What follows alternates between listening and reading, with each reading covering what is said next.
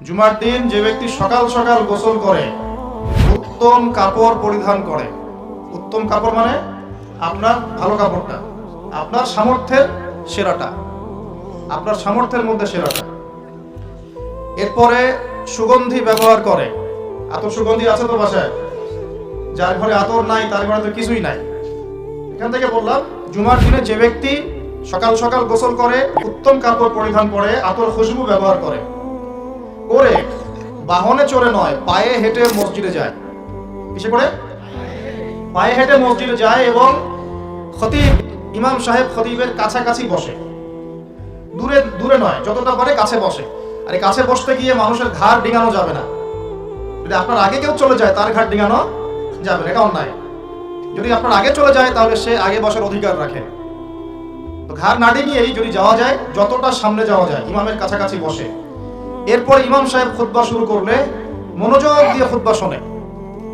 ইমাম সাহেব খুতবা শুরু করলে দিলের কান দিয়ে মনোযোগ দিয়ে খুতবা শোনে। খুতবা চলাকালীন কাউকে ডিস্টার্ব করে না, কাউকে কষ্ট দেয় না। মোবাইল টিপার তো প্রশ্নই ওঠে না, কাউকে কষ্ট দেয় না। এবং ইমামের সাথে নামাজ আদায় করে। কয়টা কাজ করলাম? আমার সাথে করেন। সকাল সকাল গোসল করে, তারপরে উত্তম কাপড় পরিধান করে, তারপরে আতর খুশবু ব্যবহার করে, পায়ে হেঁটে মসজিদে আসে এবং ইমামের কাছাকাছি বসে ইমামের সাথে নামাজ শেষ করে। এই কাজগুলো যে ব্যক্তি করবে, সে ব্যক্তির আমল নামায়, ভালো করে শোনেন, সেই ব্যক্তির আমল নামায় ওই যে বাড়ির থেকে বের হয়ে প্রত্যেক পা হেঁটে হেঁটে গিয়েছে না, এক একটা পদক্ষেপের বিনিময়ে আল্লাহ পাক 1 বছরের নফল রোজা, 1 বছরের নফল নামাজের নেকি দিবেন। এই হাদিসটা কি আগে জানতেন? আলহামদুলিল্লাহ, একটা হাদিস শোনাতে পারলাম যা আপনারা জানতেন না। আল্লাহ পাক এই হাদিসের উপর আমাকে আপনাকে সবাইকে আমল করার তৌফিক দান। তাহলে এখন কি দেরি করে যাবেন নাকি আগে যাবেন? 1 বছর নফল রোজা রাখা কি চারটাখানি কথা? 1 বছর নামাজ পড়া কি চারটাখানি কথা? কন্টিনিউয়াসলি, কোনো ঘুম নাই, ক্লান্তি নাই, কন্টিনিউয়াসলি নামাজ পড়ছে 1 বছর, কন্টিনিউয়াসলি রোজা রেখেছে, একদিনও বাদ দেয় নাই, চারটাখানি কথা? প্রত্যেক পদক্ষেপে পাবেন ইনশাআল্লাহ এই কাজগুলো আমল করলে। আরেকটা হাদিসে আসছে যে সবার আগে মসজিদে ঢুকবে সে একটা উট কুরবানির নেকি পাবে। তারপরে যে যাবে সে একজন গরু, একটা গরু কুরবানির নেকি পাবে। তারপরে একটা খাসি, তারপরে একটা মুরগি, এইভাবে করতে করতে করতে ডিম পর্যন্ত আসবে।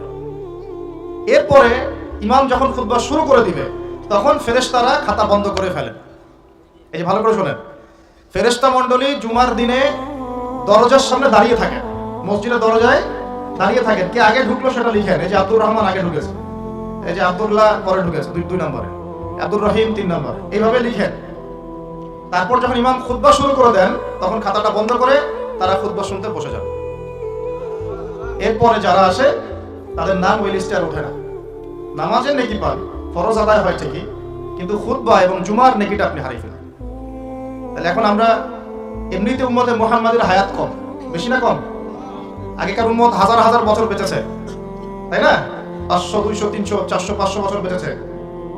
আমাদের 60-70 বছর। এর মধ্যে যদি এই সুযোগগুলো কাজে না লাগাই তাহলে হবে?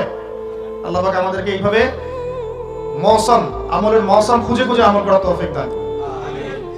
তো এই একটা সমস্যা শুনলাম আপনাদের এলাকায় খুব চলছে। আরো একটা আমল বলে দিই, তারপরে মূল আলোচনা যাচ্ছি। প্রতিদিন আমরা একটা করে হজ আর একটা করে উমরা করতে পারি। প্রতিদিন একটা করে হজ, একটা করে উমরা করা সম্ভব। বলতে পারেন ভাই কিভাবে? এই হাদিসটা শুনে আল্লাহর নবী মুহাম্মদ সাল্লাল্লাহু আলাইহি ওয়াসাল্লাম বলেছেন, আমি এবার সবগুলো বলতে গেলে অনেক সময় যাবে, খুব সংক্ষিপ্ত করে বলছি। যে ব্যক্তি ফজরের নামাজ জামাতের সাথে পড়ে, বলেন আমার সাথে, যে ব্যক্তি ফজরের নামাজ জামাতের সাথে পড়ে, এরপর সালাম ফিরানোর পরে ওই জায়গায় বসে থাকে, সালাম ফিরানোর পর ওখানেই বসে থাকে, বসে বসে আল্লাহ পাকের জিকির আজগার তাসবিহ তাহলিল করতে থাকে। ধরেন আপনি আয়াতুল কুরসি পড়লেন, তিনকুর পড়লেন, ঠিক আছে, আপনি সুবহানাল্লাহ পড়ছেন, আলহামদুলিল্লাহ পড়ছেন, আল্লাহু আকবার পড়ছেন, মানে যেগুলো জিকির আজগার, মাসনুন জিকির আজগার, যেগুলো অথেন্টিক, প্রমাণিত। প্রয়োজনে বসে কোরআন তেলাওয়াত করলেন, কিছুক্ষণ আল্লাহর কাছে দোয়া করলেন, এভাবেও হতে পারে। এভাবে করার পর সূর্য উঠে গেল। ধরেন জামাত আপনাদের এখানে কয়টায় হয়?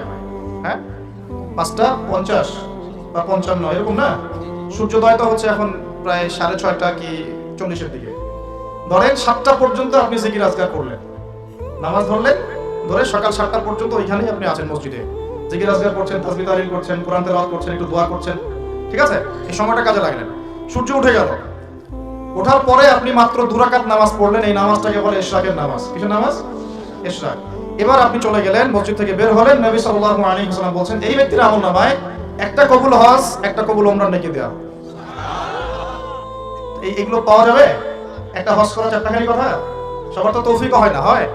অনেকের টাকা আছে, হজ করতে পারে না, আছে না?